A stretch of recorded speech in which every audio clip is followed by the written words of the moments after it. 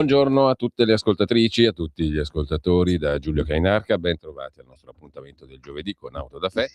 Ergo, il giovedì significa che abbiamo con noi, lo saluto, lo ringrazio come sempre, è veramente un dono, Max Del Papa. Grazie Max per essere qui anche oggi.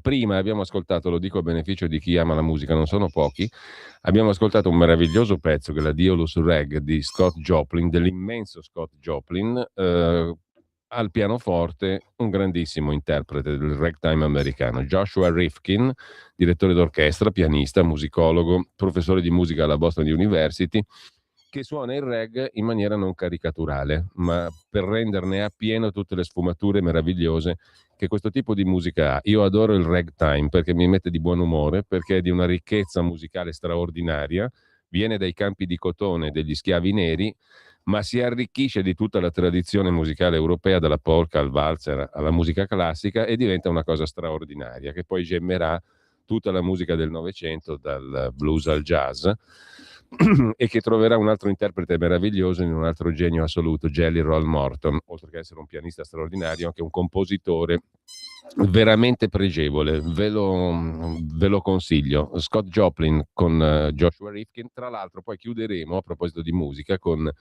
Antonio Ballista, un altro grande pianista italiano stavolta, classe 1936, il quale a un certo punto della sua carriera da musicista classico scopre il reg e vi dedica un bellissimo CD. Noi sentiremo la celeberrima Maple Leaf Rag di Scott Joplin, che all'epoca vendette quanto Michael Jackson venderà negli anni '80, cioè 2 milioni di spartiti musicali, non c'erano i dischi, 2 milioni di spartiti, fu il primo grande successo pop commercialissimo e sancì il successo di questo straordinario musicista, di Scott Joplin. Chiudo la parentesi, torno a noi. Perdonami la deviazione, Max, ma stamattina mi sono svegliato molto reg perché Ho ho bisogno visto, di un ho antidoto. sentito. Eh no, ho bisogno di un antidoto e l'antidoto io lo trovo nella roba bella. Allora lo trovo leggendo i tuoi libri. Mi fanno incazzare, ma sono un antidoto fenomenale per contrapporsi a questo semplicemente bellissimo, meraviglioso, il migliore dei mondi possibili che stiamo vivendo. E l'antidoto lo trovo anche nella musica. Anche tu so che sei dello stesso parere, perché i tuoi spettacoli, le tue rappresentazioni, da Schiavi in tour a Pandemonium in tour, sono nutriti di musica meravigliosa. Hai scelto la colonna sonora con grandissimo studio, con grandissima perizia e anche con grandissima sensibilità. Quindi anche tu credo che possa condividere questo mio intendere la musica come un antidoto alla bruttezza, all'orrore, alla decadenza, all'integralmente marcio, perché tu hai scritto un pezzo sul tuo Substack da cui vorrei poi partire, perché a parte che Sì. io lo condivido integralmente il tuo integralmente marcio, però ci torniamo sopra tra poco. Prima voglio chiederti come sta andando il Pandemonium libro e come sta andando il Pandemonium Tour e quando ti rivedremo Oh, in rappresentazione non lo scenica. so. Anche se so, Max, questa Eh, roba adesso sembra retorica, non lo è affatto, è realtà, ti costa tanto. A te fare 2 ore di quello spettacolo lì non ti costa una purtroppo passeggiata. sì, È un purtroppo impegno sì perché non ho le psicofisico e energie emotivo. adatte. Mm.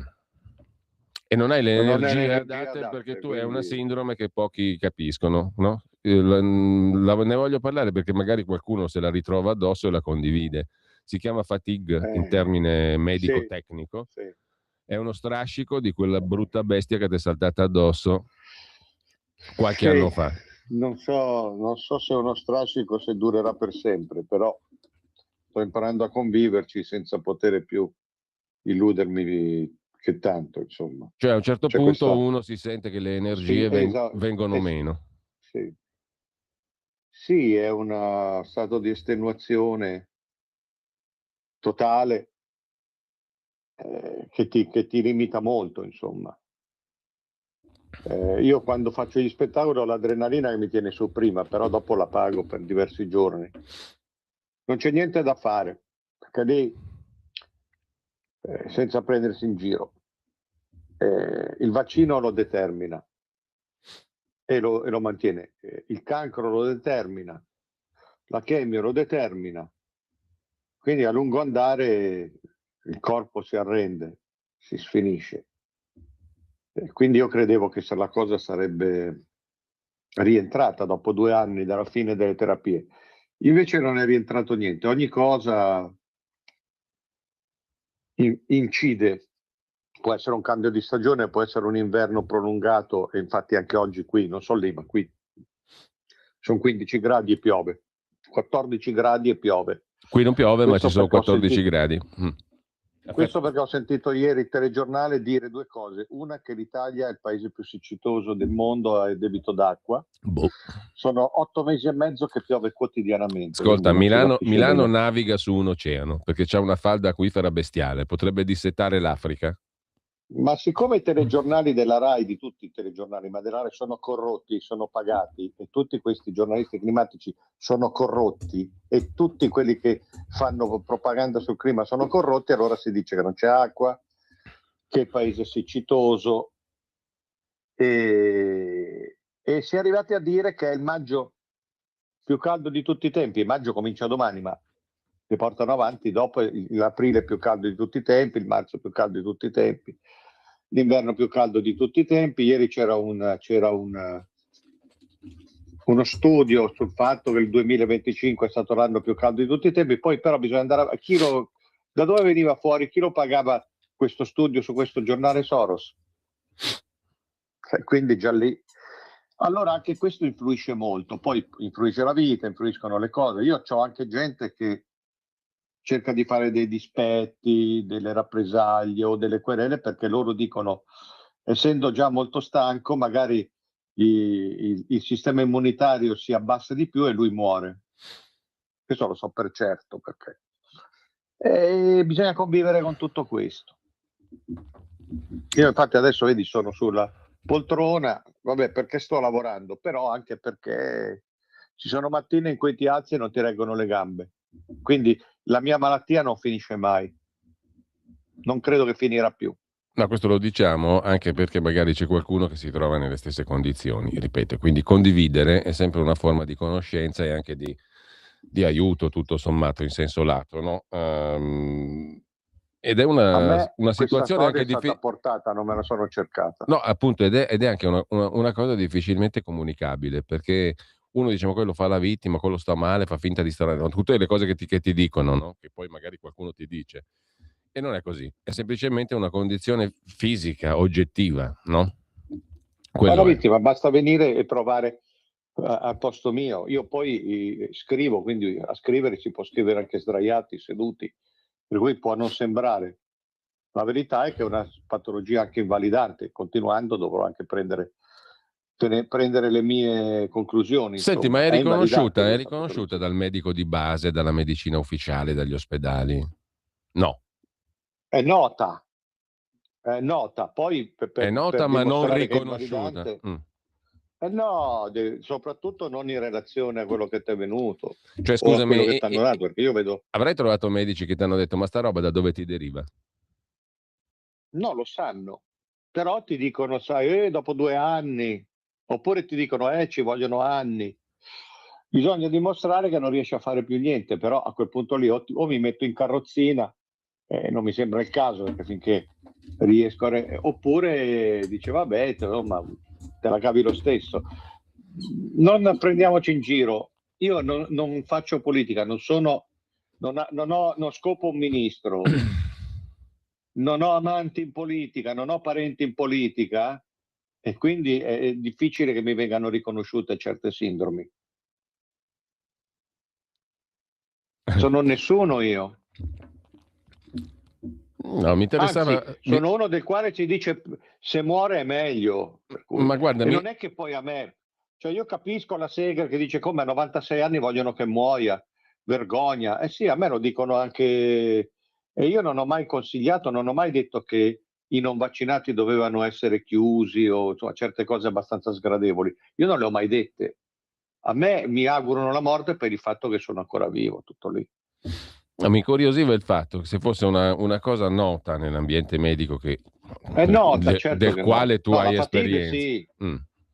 la fatigue sì, è nota, Ma nella sua però non è che su eziologia, questo. cioè nelle cause, mm, qualcuno tira la Ma riga, unisce i le puntini. cause ti dicono, no, le cause non ti diranno mai che ti viene in conseguenza di quello o di quell'altro.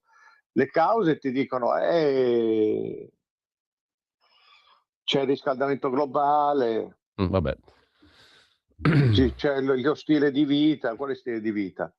C'è quello e c'è quell'altro, oppure ti dicono sì, è la conseguenza del cancro, te la tieni. Ma non è che su questo, anche perché sennò si scatenerebbe, in particolare a Napoli, subito l'esercito di quelli che sono stanchi. Sei dei furbi, diciamo. Vabbè. Per cui poi io non sono molto bravo Ma a... stamattina come ti senti, Max? Figurati che io non mi sono... come mi vedi, figurati che io non mi sono neanche preoccupato quando avevo diritto all'accompagno 300 euro al mese per gli 8 mesi della chemio, neanche mi sono interessato di prenderlo, bravo coglione diranno. Non lo sapevo, non mi hanno detto niente quelli che mi curavano, che avrei potuto ottenere questa sorta di indennità almeno per i 7-8 mesi della chemio. Niente, non sono molto bravo in queste cose. Ho sempre preferito dire la mia, scrivere, e il risultato è che dicono ma questo qui se lo pressiamo ancora un po' si ammala di nuovo e muore. Bello, un bel ragionamento. Complimenti che lo fa. A proposito di Beh, ma scrivere, lo fanno persone che potrei anche citare per nome, perché si conoscono. Poi sono scusami, che quelli che tipo di sono no, diversamente umanitari, toglimi la curiosità, vanno in piazza che contro le querele temerarie. che tipo di persone? Perché mi incuriosisce il modello antropologico. Chi sono questi qua? Colleghi tuoi. Colleghi? Io no, perché non sono giornalista. Colleghi tuoi. Ah, ecco, colleghi iscritti Sono all'ordine quelli dei che lottano giornalisti. per un mondo migliore, non lo so se vanno in piazza contro le cose temerarie, eccetera, eccetera. Vabbè, insomma, è confortante. Peraltro, diciamo, si inserisce in quell'integralmente marcio di cui parlavamo prima, perché hai scritto un pezzo, hai firmato un Gli pezzo amici giudici, intitolato così, che dà uno sì. sguardo sul sistema italiano, no? Hai preso Ma spunto da sì, due vicende insomma, di cronaca che conoscono tutti, il caso della signora signorina, quel che l'è, Minetti, e la vicenda sì, dei bambini del bosco. Francamente devo dirti che eh, anch'io ho la stessa sensazione. Tu ne hai scritto, no? beh, Questa vicenda qui, tu dici, è la più agghiacciante dai tempi del nazismo. per me sì, Ma la per me cosa sì. terribile è che, su questo concordo perfettamente, è che passa così come niente, con rassegnazione, come tu scrivi giustamente, Si perché poi ride, no, come se fosse addirittura fa... normale. Ma sai, io ho letto da parte di sinistra, cioè, hai visto quelli degli Askatasuna?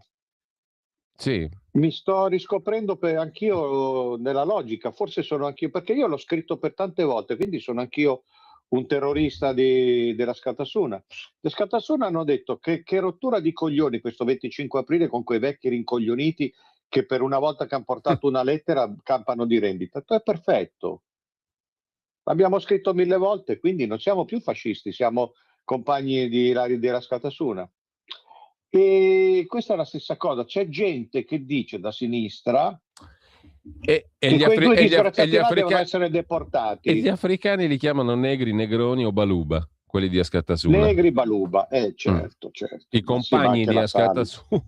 Vabbè, ma Vabbè. perché, scusa, quando diceva mettete avanti Casarini, l'amico di Bergoglio, mettete avanti ste negri o can, ste negri Mm. de merda, mettete Mm. avanti che devi far vedere, io can. Parlando però Era lì, tanto per dare l'idea, no? Parlando dell'educazione Oggi sono di un bambino, particolarmente no, esasperato, no, quindi, poi parlano i compagni di Askatasuna dell'educazione di un bambino straniero e certo. dicono prendiamo questo bel negretto sano, già fatto e finito, già svezzato da allevare come un bianco. Sì, non so se poi si riferissero anche ad abusi sessuali, perché da quella gente lì c'è da Come aspettarsi di senti tutto. qua, come i cani, sempre meglio prenderli educati da adulti che un cucciolo che Dio che dovresti Ecco, spaccarlo. ecco, ho qualche dubbio che qualche giudice aprirà un fascicolo su questo. Con Fosse bestemmia venuto da destra, con bestemmia alla Casarini, normale, ma quello è il meno, beh, diciamo. certo, ma Quello è il quello meno. è il minimo. Se fosse partito da qualche centro sociale di destra, a quest'ora c'era già, si sarebbero mossi subito, No, Piantedosi, ma poi la Meloni senti contro che tutti. ragionamento fa No, un la altro. Meloni è molto più di sinistra della Salis, No, attenzione, delle Salis, delle senti che Salis. ragionamento fa un altro di questi qua dei compagni di Askatasuna sugli stranieri. Vengono qui per spacciare, non muoiono di fame e poi se ne tornano a casa perché hanno messo da parte 15-20 mila euro e al loro paese sono dei ricconi. Cioè questo non l'ha detto Non Borghezio, eh. vedo, non vedo, come diceva Gianni Agnelli, non mi pare ci sia contraddittorietà. No, non mi pare per niente, però. Nella maniera più assoluta, e non mi pare ci sia neanche niente che non va, nel senso che le cose stanno così. I maiali sono quelli di Askatasuna che giocano su queste cose, vabbè, sono un po' No, razzistoidi, poi sono un sai che po'... cosa? È Però divertente perché ci poi... campano su queste robe, Sì, al appunto. contrario, no? Sono Poi li ipocriti, devono sono dei anche, li maiali. devono anche indottrinare i negri, come li chiamano loro, no? Perché se non I hanno anche, negri devono se non hanno indottrinarli, anche sì. un minimo di preparazione, se non sanno chi è Malcolm Cioè, X, Manco Vannacci si no, spiega così. ascolta, almeno sapere chi cazzo è Malcolm X, non dico Tom Sankara, sai, quelli proprio dell'Africa, un nigeriano dignitoso, non lo so, ti impegni 6 mesi e voglio sapere tutto della sua vita. E se non lo sai, niente, cosa vieni a fare qui? Dio è un'altra bestemmia. Noi non siamo la Caritas e se non c'è un minimo di impegno, di conoscenza, di maturazione, che cazzo ce li teniamo a fare sti negri? Capito? Così ragionano i E questi compagni. campano sull'antifascismo. Mm. L'antifascismo. Ma tu pensi che dopo questa roba che è epocale verrà fuori qualcosa? E E poi quelli naturalmente c'è dell'Anfi. anche Cioè uno ha sparato coi pallini di gomma, ha tentato omicidio. Questi della Scatasuna cercano di uccidere i poliziotti con i martelli di ferro chiodati in testa. Sì, poi c'è uno Bisogna capire che sono stati un po' provocati. c'è uno che Non mena c'è nessun c'è reato. uno che mena la ragazza, ma va tutto bene, perché è uno che spacca quello lì. Sì. No, c'è di tutto, c'è tutto il catalogo, no? Sono come questi, è fantastico. Manca niente. Non manca niente. Vabbè, ma quella è una fogna, però vedi che il governo li tiene su, perché con la scusa che non possiamo fare niente perché sennò la magistratura ci fa La ragazza toc toc. picchiata esagera, sta scema qua, esagera. Esagera, ma non è che io sono anche stufo di questi della destra e di là, Pazzesco, vabbè. avete visto cosa dicono? Sono 4 anni che li sento piagnucolare. Sì, ma tanto non cambia Le niente. uniche cose che hanno fatto sono cose totalmente di sinistra, cioè mandare i poliziotti a farsi massacrare, dissociarsi da tutto quello che è un'idea di destra, non dico Mussolini, dico un'idea di conservazione, di tradizione, e tutelare, cercare continuamente di abbassarsi i pantaloni, rendere l'Italia porosa a ogni tipo di delinquenza, sulla sicurezza non stiamo neanche a discutere, lasciare perdere tutto, piagnucolare. Hanno mollato sta Venezia, che sarà anche stata antipatica, io non lo so, però l'hanno totalmente mollata al suo destino. Quanto possiamo andare avanti? Si sono adeguati a tutte le regole europee, il clima, le cazzate. Quindi anche questa cosa qua finirà in niente, cioè questo Senti, è un assist micidiale per dire guardate questi i compagni, la Salis, la Scatasuna, invece finirà in ma niente, sai, piagnucolerà un po' la destra, sai cosa mi perché la dice? Salis l'hanno salvata Tajani, Sì, certo. Forza Italia, anche la Meloni che è molto più di sinistra. Però sai cosa mi non prendiamo... racconta? Cosa mi Oggi sono in racconta? modalità non pigliamoci per il No, culo. ma mi racconta questa storia. Io potrei sbagliarmi, ma la mia impressione è questa. Non so se tu ne hai un'impressione diversa o condividi. Questa storia anche di Askatasuna che parlano peggio di Borghezio, del Borghezio dei tempi che furono, sotto tutti i punti di vista rispetto ai negri, ai negretti, agli immigrati, cosa vengono qui a fare, non siamo mica la Caritas e bla bla bla. Questa roba a me mi dice che alla fine della fiera comandano loro, perché possono ragionare come Borghezio, ma avere molto più potere di Sto Borghezio. dicendo esattamente questo. Cioè, Sto dicendo esattamente questo. Comandano loro, comanda sempre la così sinistra. come nella vicenda Minetti e nella vicenda della famiglia del Bosco, poi ci torniamo sopra perché Ecco, tu hai fatto questo pezzo sintetico ma fantastico sul tuo Substack. Quello che mi viene fuori da quelle due vicende lì, il punto, il trade union, il punto in comune secondo me è che da una parte la magistratura di Milano, dall'altra il Tribunale dei minori, quindi altri magistrati, dicono comandiamo noi. Non ce ne frega niente né del Presidente della Repubblica, che in un paese normale avrebbe fatto una figura da pirla spaziale, detto con rispetto dell'istituzione, a prescindere, a prescindere dalla persona, a prescindere dalla persona che la incarna, ma certo. No? E dall'altra parte, diciamo, la stessa magistratura minorile in quel caso dice decidiamo noi, e non ce ne frega niente né del Salvini che va a far visita, né del governo, né della Brambilla che organizza alla Camera dei Deputati l'incontro con la famiglia, delle istituzioni, quindi non ce ne frega niente del governo, vedi alla voce Salvini, e non ce ne frega niente delle istituzioni, vedi alla voce incontro alla Camera dei Deputati. Voi potete fare quello che volete, comandiamo noi. Giusto?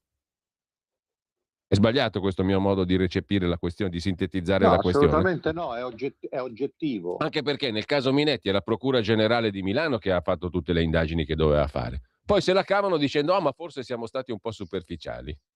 Allora, partiamo da un fatto. Se io fossi stato il ministro Nordio, la grazia alla Minetti manco col cavolo gliela davo.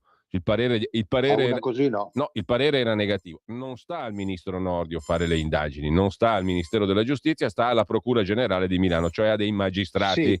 Però nel momento in cui non si salva nessuno in questa storia, Max, nel momento in cui a me ministro mi arriva sul tavolo il parere positivo della Procura Generale di Milano, io dico ma questa qui la grazia se la vede col binocolo, se la guardi dall'Uruguay la grazia, perché è proprio politicamente errato. Lascia perdere che non toccava a me approfondire, o sbaglio? La verità è che in questa storia non si salva nessuno. Qua non è questione di fare una figura da pirla, qua è una questione di marciume. Se tu hai visto, sì appunto, se tu hai visto quella istanza, quella istruttoria passata per i giudici della Corte d'Appello di Milano, è di una sciatteria all'italiana, e questa sciatteria è passata da tutti. Allora, proprio perché te la faccio molto sintetica, no? Poi c'è la pausa, proprio perché siamo in modalità non prendiamoci per il culo. Allora, smettiamo di prenderci e farci prendere per il culo. Allora, partiamo dal fatto. Il fatto ha sparato questa inchiesta su questa dentalista per recuperare un po' di lettori, perché sta messo male, questa è la verità. Allora dice, per un po', togliamo spazio ai cazzari, ai narcisi. La notizia ci stava pure. Aspetta, ci arrivo. Togliamo un po' di spazio ai cazzari, ai narcisi, perché non si spiega che tutti questi che hanno i milioni di follower come la Ferragni, poi non li legge nessuno. Vanno in televisione, non li guarda fammi nessuno. Fare la battuta. Allora il fatto ha detto... ci scansiamo un attimo. Il fatto ha detto, cominciamo, rimettiamoci a fare un po' di inchiesta. Poi un'inchiesta me la sono vista. Per quell'esperienza che ho di nera giudiziaria che ho fatto negli anni, a me è sembrato un gran pentolone di suggestioni, di sensazioni, di teoremi, con dentro qualcosa di vero per forza e molto che magari non si può dire. Ecco, cos'è che non torna? Cos'è che non quadra? No, è che forse quello, quell'altro, quella in Uruguay, forse cosa? Vedi, no? Forse allora, il forse sta nel fatto che questa era una sorta di col compagno esce fuori come una sorta di Epstein e Ghislaine all'italiana. Senza provare ancora queste cose. Allora lì si butta tutto, no? Si fa un po' alla Ranucci, no? Sì. Prima la dico, poi approfondisco. Aspetta, scusami. No, scusami, prego, vai che dopo ne mettiamo una su Ranucci, perché a me mi ha fatto schifo un'altra roba per l'ennesima volta di questo qua. Quella che ha tirato in ballo il no. Ma poi ne parliamo dopo. Questa storia, evidentemente qualcosa di vero c'è, perché le istituzioni sono tutte preoccupate. Però non è così solida dal mio punto di vista, c'è molta suggestione e si sta già un po' scusami Max, sgonfiando. Scusami, non è solida dal punto di vista dello svolgimento della vicenda? In che senso non è solida? Nel senso che questi hanno buttato là una serie di suggestioni, trattando la Minetti come la Ghislaine, sì. Cipriani come Epstein, i festini in Uruguay, il traffico di bambini. Sì. Dico, non dico, alludo, faccio capire, però è tutto da vedere ancora. Allora la gente dice anche, ma cazzo, ma sta roba sarà o non sarà vera? E hanno anticipato un po', perché dovevano fare la sensazione. Sì. Però la cosa dopo un po' si sgonfia e si è risolta in un boomerang per gli amati amici giudici e perfino per il Presidente della Repubblica, da cui tutte le dietrologie. Minetti, dama di San Vincenzo. Minetti ha preparato per tempo questa storia a differenza dei superficiali giudici di Milano, l'ha preparata per bene, in modo meticoloso, ha adottato il bimbo sfortunato, è passata al volontariato secondo la Caritas Fantasma perché non ce l'hanno vista mai, nel centro di Milano, segno che sapeva che le cose sarebbero andate così e che la sua istanza avrebbe imboccato una corsia preferenziale. Quello che è successo, e io vorrei capire perché era così sicura, che elementi aveva. Allora, e nessuno è innocente. La procedura è di una sciatteria o peggio. Lo dicevi tu, i giudici che ci danno da soli dei superficiali.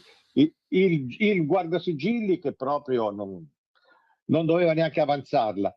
Che poi su Mattarella, se arrivi a dire che è lui la vera vittima, questa è una cosa che solo in Italia può raggiungere certe vette di grottesco. Mattarella ha la responsabilità totale, integrale, precipua, perché il provvedimento è roba sua, basta un bigino di diritto costituzionale, fin dai tempi di Ciampi che aveva avvocato totalmente la figura presidenziale, oneri e onori della responsabilità. Mattarella rifiuta il 90% delle grazie dopo istruttori che vanno avanti anni, in questo caso è andata avanti manco un mese, 2 mesi, no? E quindi sarebbe bello capire anche questo. Quindi non c'è nessuno qua ed è una cosa di un grottesco totale. Ed ecco perché io dico che qua è tutto guasto, è tutto marcio, insomma. È una cosa di un grottesco totale. L'ultima cosa è questa qua, cioè, ma non mi si venga a dire che Mattarella, che Nordio, che tutti sono costantemente informati dai servizi, dalla polizia, da degli informatori, perché c'è tutta una rete di informatori anche nella stampa. E tu per una come la Minetti che chiedeva la grazia per induzione alla prostituzione, non per aver rubato 2.000, una come la Minetti che tutti conoscono, che non è esattamente un personaggio così, dai trascorsi così tranquilli. Tu l'Interpol la mandi dopo quando gliel'hai già la grazia. Ma poi la grazia gliela mandi subito. La grazia ma uno... che è sta presa per il culo? Sì, ma la grazia è uno che non sta neanche in galera, quindi è un unicum anche quello tra le altre cose, no? Apposta a me piacerebbe capire come mai questi erano così sicuri che sarebbe andato a finire così e alla svelta. Sarebbe interessante capire il motivo finale o comunque gli scopi finali. Perché se no parla. Doveva passare sotto silenzio sta roba, non era possibile, era poco probabile, no? Era poco probabile, però ma questa se la tiene la grazia, se no parla. Ma questa non può non tenersela, ormai è difficilissimo revocarla. È impossibile quasi praticamente. Oltre io non dico che guai a Mattarella, perché non è che Mattarella va ai ranch. No, parla e guai a mezzo Parlamento. Io già l'altra volta ti dicevo quanto sarebbe bello che uscissero fuori gli Epstein Files anche in Italia, perché ci stanno. Però lì il fatto non la tocca sta roba, ci arriva di sponda. Ma sai, forse Max, la Minetti, quello, quell'altro. Lo sai che abbiamo già consumato una mezz'ora incredibilmente. Poi ti giro i messaggi. Dobbiamo fare la piccola pausa. Lo amiamo sempre di più. E poi, però, se volete, poi vi giro i messaggi. Vi ricordo i numeri prima della pausa per WhatsApp, anche audio e messaggi scritti come volete voi: 340 6709 659. Poi magari apriamo anche le linee più tardi, prima della conclusione del programma, ovviamente, allo 02 92 94 7222. A tra poco. Stai ascoltando Radio Libertà, la tua voce libera, senza filtri né censura. La tua radio. lo amiamo perché ci offre sempre le cose più buone e naturali. Linea Alberto Acerbis. Anche tu hai difficoltà a digerire, soprattutto nei cambi di stagione, bruciore di stomaco, mal di stomaco, gonfiore dopo i pasti, alitosi, potrebbero essere tutti problemi digestivi. Noi oggi abbiamo la soluzione per voi, il nostro GastroFree, il nostro integratore, il nostro protettore naturale dello stomaco alla bava di lumaca. La bava di lumaca che va proprio a creare una barriera protettiva sulle mucose di stomaco ed esofago. Volete provarlo? Un flacone 24 euro, ma stamattina chiamandolo 030 68 40 408 un'offerta speciale e straordinaria. 3 flaconi del nostro GastroFree a 59 euro. E se dite ascolto Radio Libertà, trasporto gratuito e anche un splendido omaggio speciale riservato solo per voi. Chiamate subito adesso lo 030 68 40 408 per dire addio a quei fastidiosi gonfiori, a quel bruciore dopo i pasti, a quel senso di pesantezza dopo i pasti, al reflusso, insomma tutte quelle problematiche dovute alla cattiva digestione. Chiamate adesso 030 68 40 408 per la vostra offerta straordinaria di GastroFree. Stai ascoltando Radio Libertà, la tua voce libera, senza filtri né censure, la tua radio. Allora, rieccoci in onda. Max, ti giro un messaggio che è arrivato via WhatsApp al 340 6709 659 da Marenzio. Marenzio è un nome che non ho mai sentito nella mia vita, ma che mi piace molto. Marenzio ci scrive... Auguri a tutti Marenzio e le Marenzie, come dice Nino Frassica. Certo, ovviamente. No, Da vice direttore. Non che Mediaset sia meglio rispetto alla Rai, questo sul discorso del clima. Anche ieri proclami allucinanti. Il 2025, quinto anno consecutivo più caldo di sempre. Sono tutti pagati, certo, perché poi gira per tutte le redazioni. Riguardo, tutti pagati. Riguardo poi alle grazie elargite dal Colle, scrive ancora Marenzio, per quale ragione è stata data anche uno dei scafista con 49 morti sulla coscienza? Perché quella lì è passata in silenzio anche quella. Il Mattarella ha graziato anche questo qui. Io ne ho parlato di questo, ma evidentemente lì sarà stato, non lo so se è stato ingannato un'altra volta, ma povero Mattarella. No, perché a questo scafista è stato data la grazia perché si doveva sposare con una delle onde. Con una volontaria. Con una volontaria che, diciamo, lavorava con questo qua. Con una volontaria retribuita. No, era una presidente di questa onde. Appunto.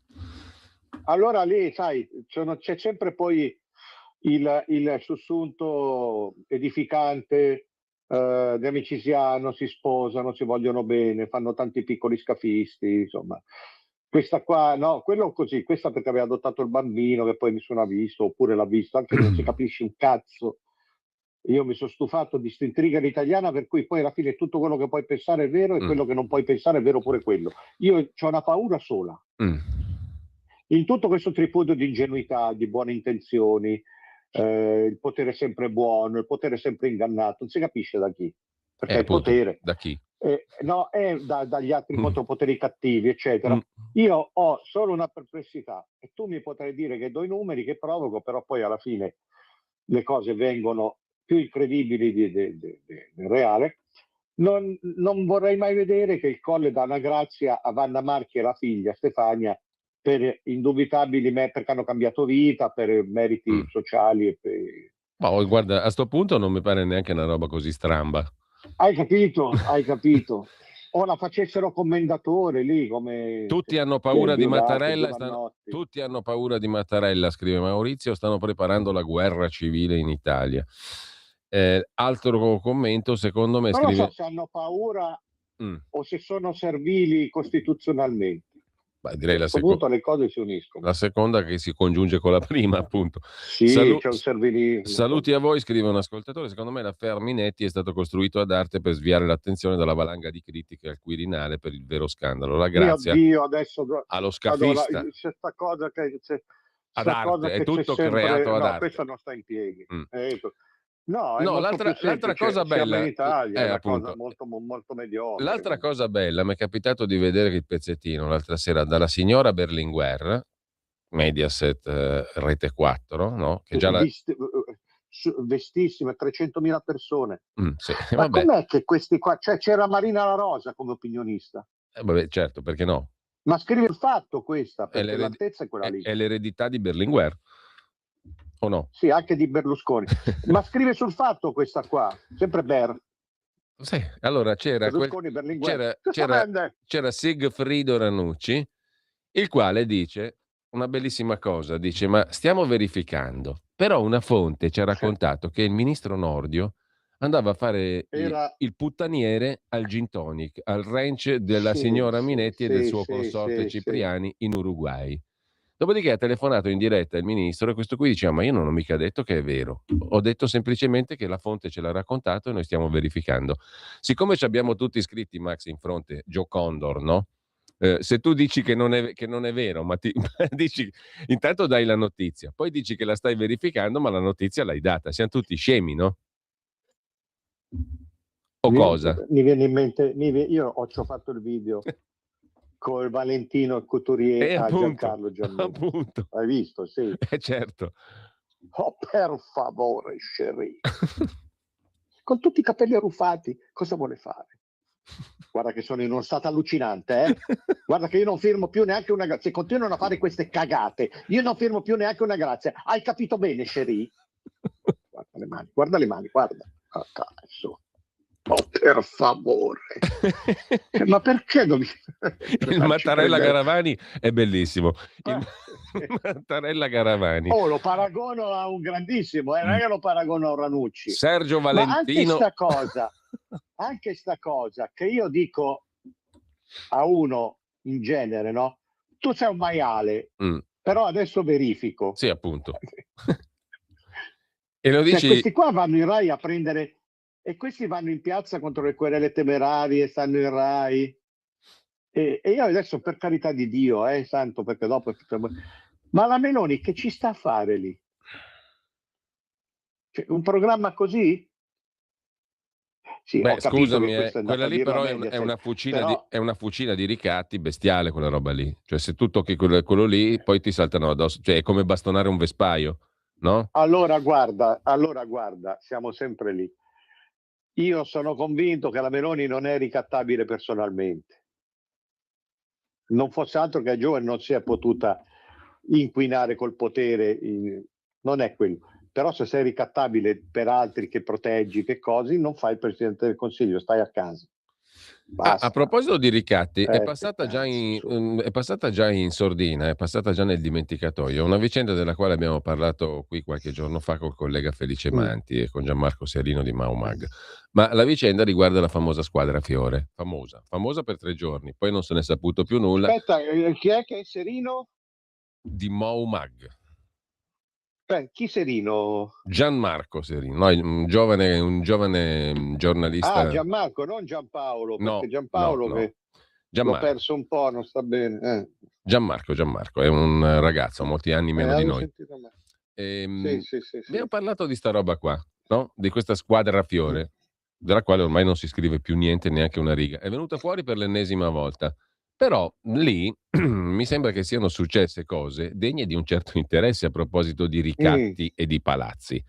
Perché questo signore vice capo dell'AISI, del servizio segreto interno, eccetera, eccetera, prepensionato. Capo e vice capo. Capo e vice capo, prepensionato a 51 anni con un provvedimento ad hoc della Presidenza del Consiglio dei Ministri di strafavore, era, diciamo, colui sospettato di avere gestito anche la vicenda del compagno della Meloni, Gianbruno, i due personaggi che Vero. i due personaggi che maneggiavano intorno alla sua auto in cerca di chissà che cosa.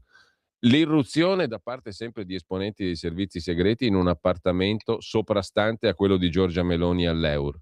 Il furto della 500 del Gianbruno medesimo che era stata usata anche dalla Meloni. Sì. Allora, io uno così cosa faccio? Gli do una valanga di quattrini, buona uscita enorme, lo prepensiono con un decreto del Presidente del Consiglio dei Ministri per farlo tacere e gli permetto di lavorare per il CERVED, banca dati delle più grandi al mondo, del signor Pignataro, uomo più ricco d'Italia o il secondo. Non lo so, lì vedo che allora, la Meloni è molto sguarnita, è molto inesperta. Anche lì, e scusami, purtroppo non impara bene. Ecco, anche lì il discorso che viene fuori, la domanda è: ma allora chi comanda veramente in sto paese?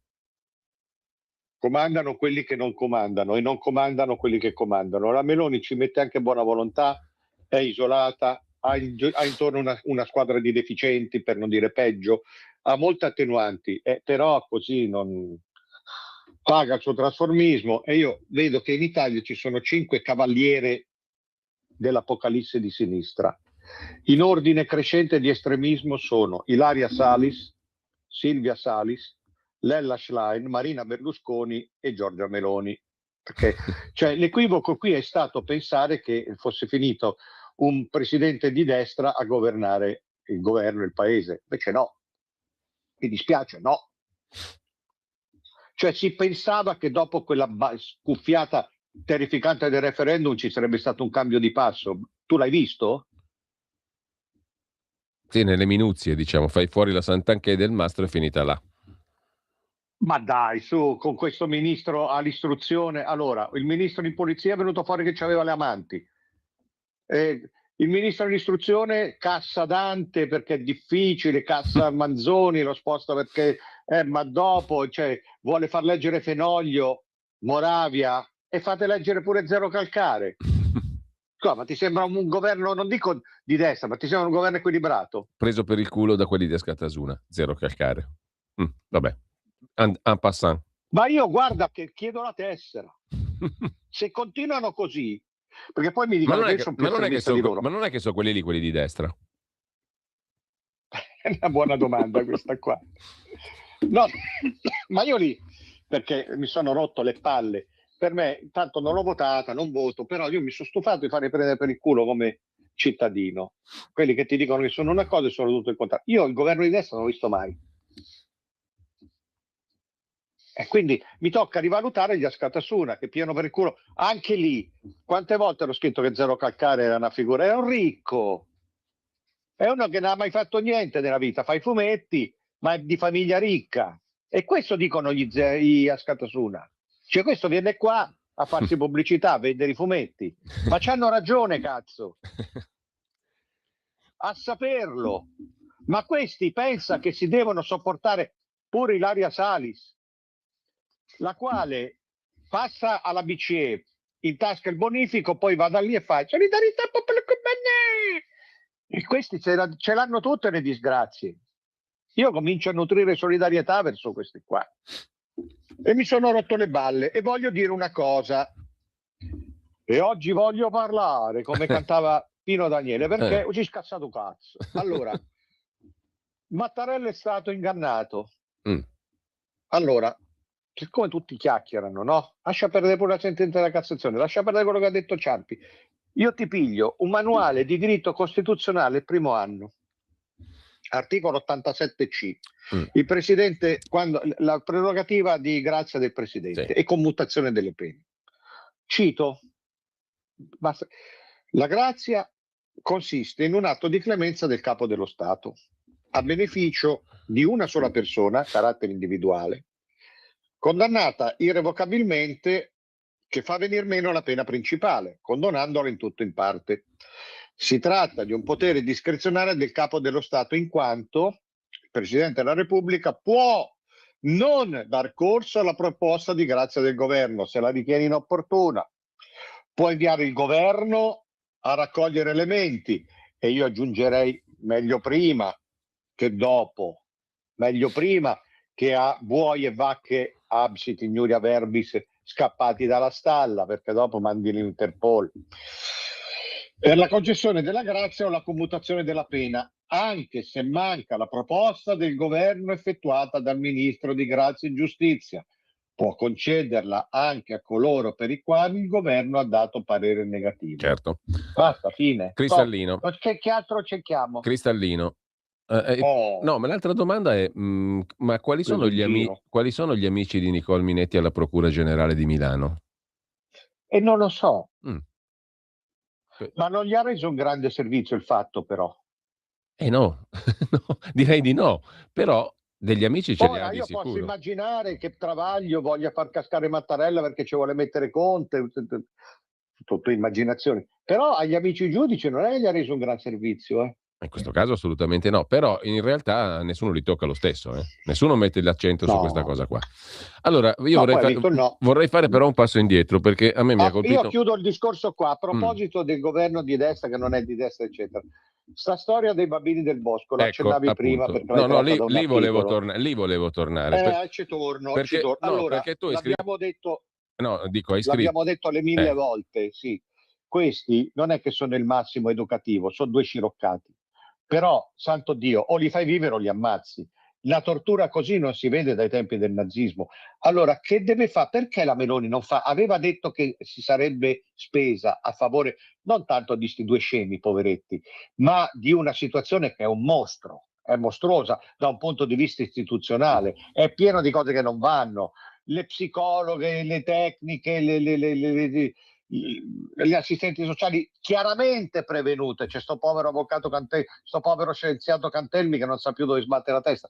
Perché la Meloni non fa un decreto? Perché non interviene? Perché sta zitta? Perché ha dato solidarietà alle psicologhe? Cioè, io non dico per carità fare la guerra mondiale, però non puoi neanche lavartene le mani così. Sì, ha mandato Salvini, c'era la Brambilla, lo dicevi tu. Ma perché il governo non fa niente? Questa è una violazione, li stanno torturando, questi bambini sono già dati in adozione. Non voglio neanche sapere a chi. Perché il governo non fa niente? O anche il governo è convinto che i figli alla fine non appartengono alle famiglie per quanto sbalestrate, ma appartengono allo Stato. È perché ci sono 35.000 minori allontanati ogni anno dalle famiglie. È possibile che ci sono 35.000 famiglie l'anno che sono tutte squilibrate come sti due qua? Dai, su. Allora, la sintesi la fa un'ascoltatrice via WhatsApp, a mio parere. Ma in che paese un presidente concede una grazia sulla base di un carteggio ricevuto da una procura e poi sulla base di un articolo giornalistico mette in dubbio il lavoro della stessa chiedendo ulteriori indagini? In quale paese la procura in questione dichiara che è stata diligente ma non perspicace? Ma in che mani siamo? Presidente e procura... Cioè si danno degli scemi da soli. Mi vergogno per loro, scrive l'ascoltatrice, ma ha perfettamente ragione.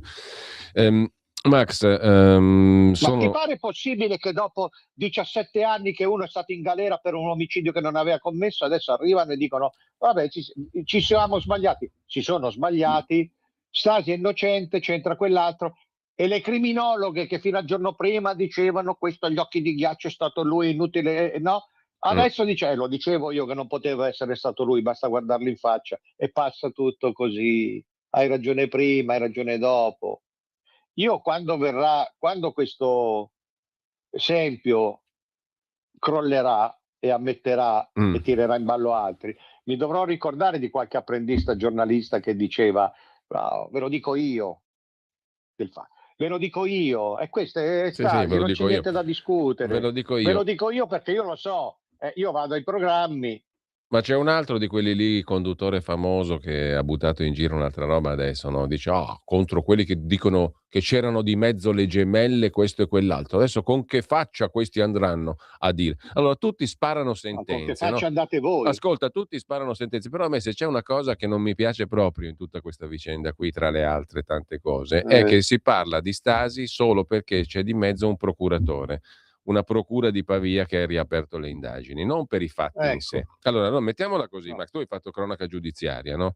I fatti... sono stato alla larga da sto caso, perché appunto, ormai era 5, non era più inchiesta. Appunto.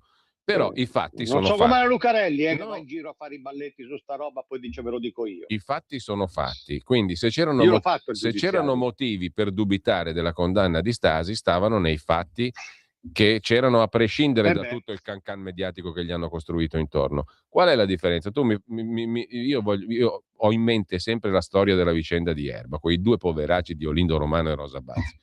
Allora, la differenza enorme, fondamentale, è che gli avvocati di quei due là, della strage di Erba, hanno messo insieme un pool di esperti, di consulenti, eccetera, di livello stratosferico.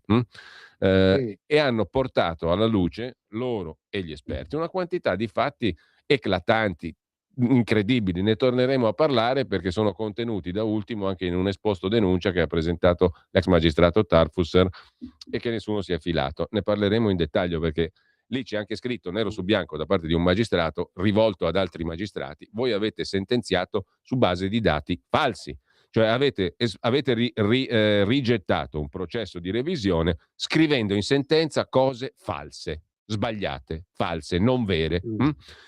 Lì c'erano una quantità di elementi, di dati di fatto che imponevano una revisione del processo. La vicenda Stasi viene invece mediatizzata al massimo e si sottolineano i famosi 100 errori, 200 errori, 400 errori, solo per il motivo che la procura di Pavia ha riaperto le indagini per conto suo, non perché i fatti cantano. E non si capisce bene poi come, perché cioè, dopo 17 anni, Vabbè, spiegassero pure questo. Appunto, può esserci una quantità di motivi, ma non voglio fare dietrologia spicciola e stupida. Io ho una mia impressione. No. Però, allora, fatti di qui, fatti di là, la differenza qual è? Che siccome da una parte c'è un magistrato che mi può coprire come cronista, quindi una procura, se io scrivo, parlo di questo, non temo niente perché c'è la procura che sta indagando, dall'altra invece ci sono degli avvocati che da 20 anni stanno lavorando gratis e due poveracci che non se li fila nessuno. Questa è la differenza. Perché i fatti, non solo questo. no, i fatti sono più eclatanti per quanto riguarda e le cose che non tornano per quanto riguarda Erma, ma sarebbero da scandalo in un paese civile, esattamente come sono da scandalo, mutatis mutandis, alcune cose della vicenda Stasi, e che per carità lì altro che ragionevole dubbio, ma dall'altra parte c'è una montagna di dubbi, non dubbi, ma di certezze che ci dicono una storia diversa. Lo so, però lì paghi una cosa da un punto di vista mediatico. Questi due sono accusati di avere fatto la strage, no? Roba normale. Non c'è il motivo di interesse che c'è a Garlasco, il sesso, le avance, il porno, l'ha ficcato, l'ha messo. È quello, no, sul quale poi si costruisce tutto e quindi diventa un circo. C'è sta roba morbosa da poveri. E quindi questo no, poi lì c'è anche un capisci? discorso di È molto più 'ndrangheta gustoso, no? di 'ndrangheta e di forze Lascialo dell'ordine. perdere, 'Ndrangheta e forze dell'ordine e traffico di droga e tanti soldi. È Lascialo un'altra perdere, storia. parliamo delle scopate che si faceva Stasi, quello con quell'altra, quello il morboso, e ci si buttano tutti, è questo che ha fatto la differenza. Non solo questo, Allora, sai come va a finire? Se questo esempio poi viene inchiodato o anche confessa quello che è, di sicuro non ci va all'ergastolo, non si piglia 20 anni, piglierà una pena più o meno simbolica.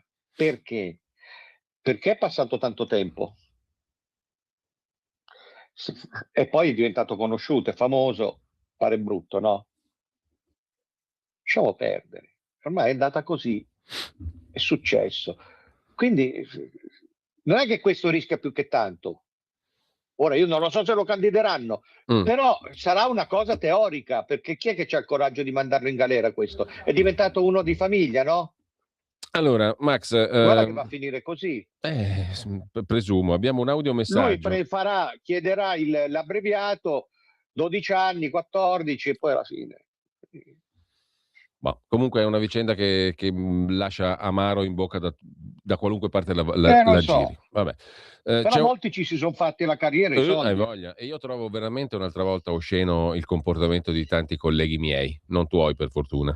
Tanti.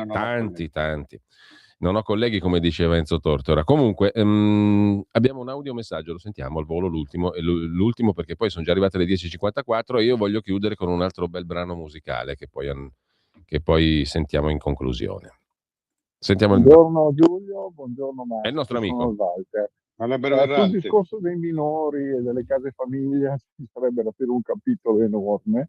Salvini ci aveva provato, ma poi ha capito che lì era dura e probabilmente con qualche segreto nell'armadio, se non hai l'anima bianca pulita, extra light, rischi, perché ci sono le case famiglia giochi incrociati dove i giudici adesso cercano di non farlo più, ma sono soci di queste case famiglia che costano tra l'altro un sacco di quattrino al contribuente italiano. Su questo c'è poco da dire, da aggiungere. Il discorso invece della Meloni, che è più di sinistra dell'Elaria Salis, non può che essere condiviso. Lavoriamo di bonus, lavoriamo di assistenza ai meno fortunati. Ma la fortuna non esiste da un punto di vista lavorativo ed economico. Se uno lavora e sa fare il lavoro, i soldi bene o male li guadagna. Parliamo tutti che dobbiamo importare quanti sono i permessi di lavoro che dobbiamo per quest'anno e che caspita, è gente che lavora e quindi niente, dai, siete sempre comunque più che illuminanti, accendete sempre delle luci su degli scheletri che fanno paura. Grazie, ciao. Allora, salutiamo il nostro amico Walter, ribattezzato l'ebreo errante, naturalmente. Chissà se tira i pallini di gomma. Hai capito? Ci mancava quella figura lì, guarda, nel panorama quello è un altro coglione, però insomma dai, accusarlo di tentato omicidio coi pallini con la pistola ha giocato. Dai. Sì, ma ci mancava la figura dell'ebreo che spara ai partigiani, no? Mancava pure questo. Mancava sì. nella galleria degli orrori. Comunque, Max, se sei d'accordo, bene, se non sei d'accordo, mi impongo io, perché a questo punto noi ci congediamo in musica. Il grande Antonio Ballista, l'immenso Scott Joplin, Maple Leaf Rag, suonata da Dio e introdotta dallo stesso Antonio Ballista. Spero che vorrai godertela anche tu insieme a me e insieme a tutti noi. Assolutamente. Quindi ce la ascoltiamo, come al solito, grazie a Max Del Papa. Pandemonium e Pandemonium in Tour. Pandemonium il libro, il link lo trovate anche sul post, ma lo trovate facilmente su Amazon. Grazie Max. Antonio Ballista, Scott Joplin, Maple Leaf Rag.